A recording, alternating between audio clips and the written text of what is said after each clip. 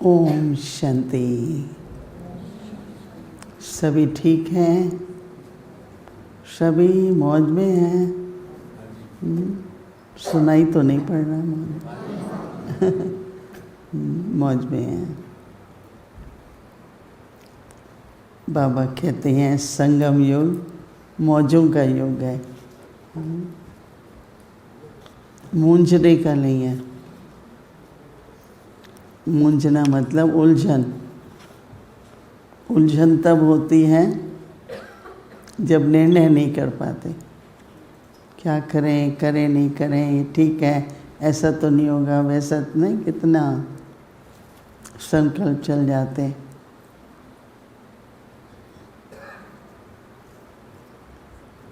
लेकिन सभी संकल्पों को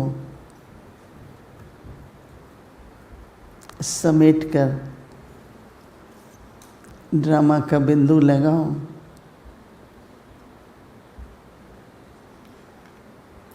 तो सब उलझने समाप्त हो जाएंगी और मौजों में रहेंगे। मौजों का युग है।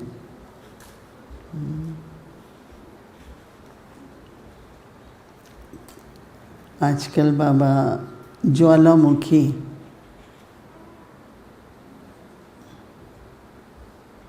कई दिन से अभी शुरू हुआ है ये टॉपिक। इस बात पर प्रश्न भी पूछते हैं, आपस में भी चर्चा करते हैं कि ज्वालामुखी क्या होता है। बेशक इंग्लिश में वोल्केनिक कहते हैं जैसे, लेकिन बाबा सदा ही योग की जो ज्वाला है, कल तो बाबा ने पवित्रता को भी ज्वाला बोला। पवित्रता और योग दोनों का आपस में बहुत संबंध है।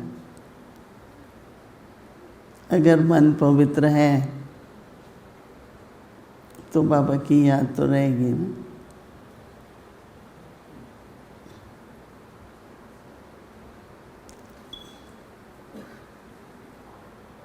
लेकिन अगर मन में व्यर्थ इधर उधर के एक होता है व्यर्थ,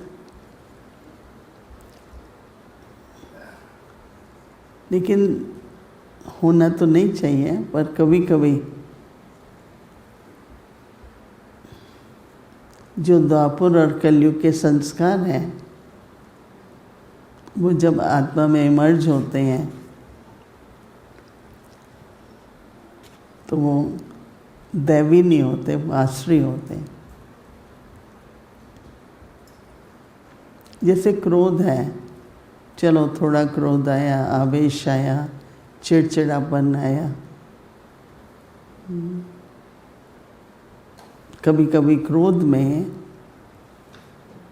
जो घृणा की भावना, अपमान, कोई भी कुछ मन में ऐसा होता है तो हिंसक विचार भी आते हैं।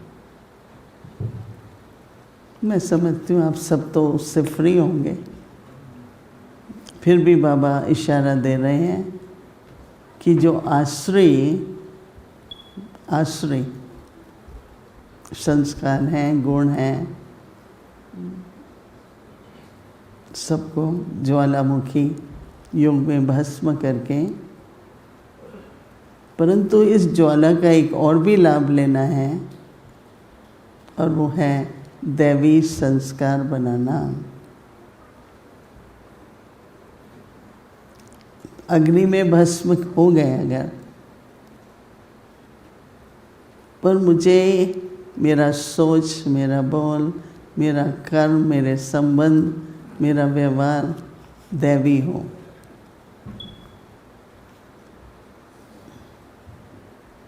अभी बाबा ने कहा ब्राह्मण सो फरिश्ता,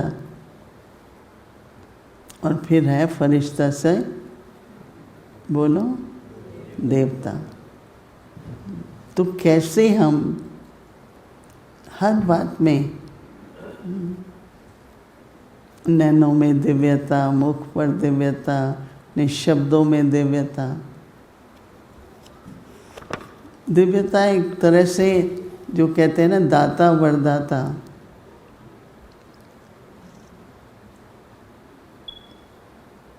दाता वरदाता के जो संस्कार हैं वो दिव्य हैं। तो आपस में जो संबंध है, व्यवहार है, उसमें भी दिव्यता हो।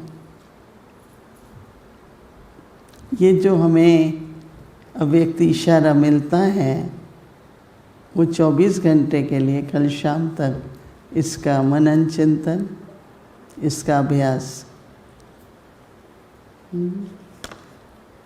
आप में से रोज़ कौन कौन अव्यक्त इशारा सुनते हैं या पढ़ते हैं?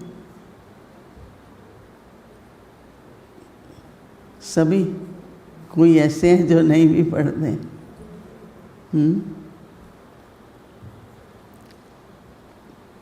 क्योंकि बाबा के इशारे हैं, और रियली बाबा के इशारों पर जब हम चलते हैं तो बहुत न केवल बाबा से समीपता, पर बाबा झोली भी भर देते हैं। मेरा सौभाग्य था कि ब्रह्मा बाबा के साथ आना जाना 11 साल था। तो बाबा का जो इशारा होता था, तो बाबा हमेशा कहता था जो इशारा समझते हैं वो देवता हैं, जिन बोल करके कहते हैं तो भी नहीं समझते वो मनुष्य हैं।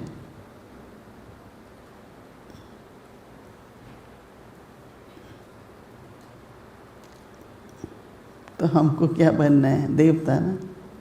इशारा समझने वाले देवता हैं। और हम देखते थे ब्रह्मा बाबा, जब शिव बाबा ब्रह्मा बाबा में आते थे तो सिर्फ आँख से भी थोड़ा इशारा करते थे तो कई बच्चे एकदम समझ जाते थे। तो इसलिए आप जब सुनते हैं व्यक्ति इशारा तो सुनो। ये नहीं पढ़ लिया चलो पता लग गया, नहीं। सुनो, फिर उस पर अंदर मनन चिंतन करो और स्वरूप बनने की कोशिश करो। तो इसलिए आज बाबा कह रहे हैं कि बच्चे आश्रित संस्कार और आश्रित स्वभाव भस्म कर दो, सिर्फ परिवर्तन नहीं करो।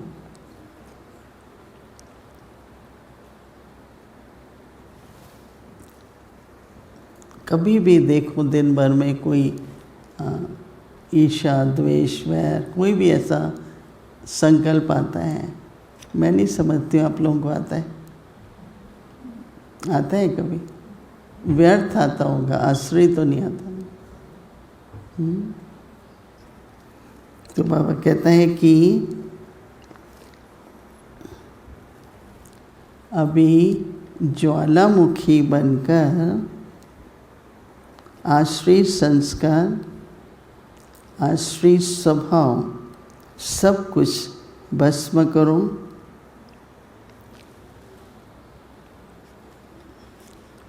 कईयों ने भक्ति मार्ग में कहानी पढ़ी होंगी कि हर देवी, हर देवता परमात्मा की जो रचना है वो असुरों को भस्म करने के लिए ही बनाई है। दुर्गा को बनाया, इन्हें असुरों का वध करना है। काली है, जो भी देवी है, हर देवी को कुछ न कुछ असुरों के वध के लिए प्रकट किया, प्रकट हुई देवी है।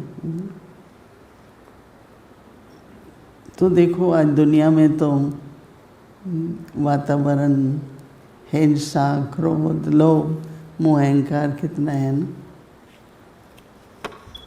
और हम बच्चे अभी पवित्रता है, थोड़े बहुत अंश मात्र जो विकार भी रहते हैं उनको भी भस्म करो। जैसे देवियों के यादगार में दिखाते हैं क्या कि ज्वाला से असुरों का विनाश किया, संहार किया। असुर कोई व्यक्ति नहीं, असुर कोई व्यक्ति नहीं, परंतु आश्रयी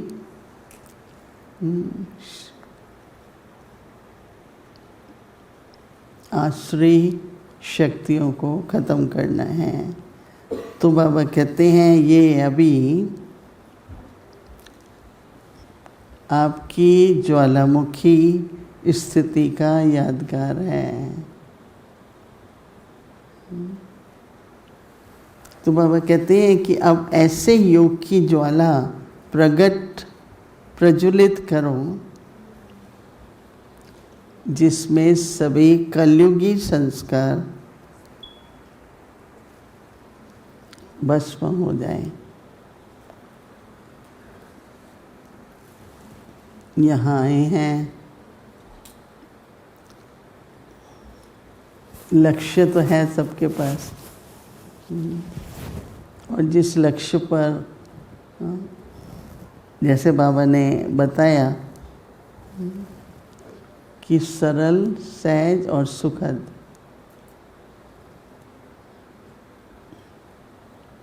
कोई भी कठिनाइयाँ हैं, विघ्न हैं, क्यों आते हैं?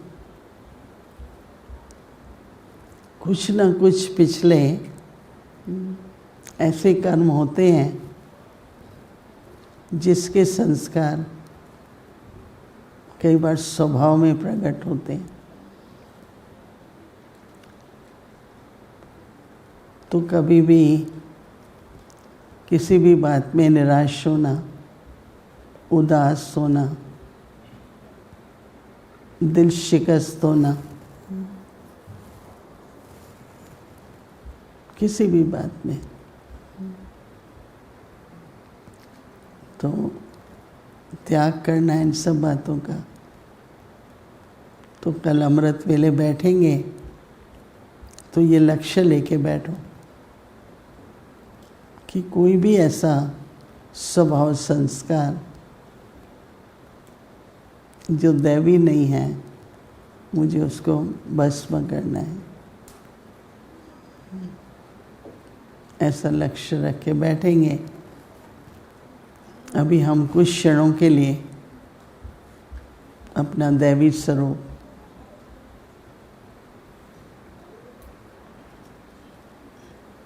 प्रकट करेंगे, दैवी स्वरूप में ही स्थित होके बैठेंगे।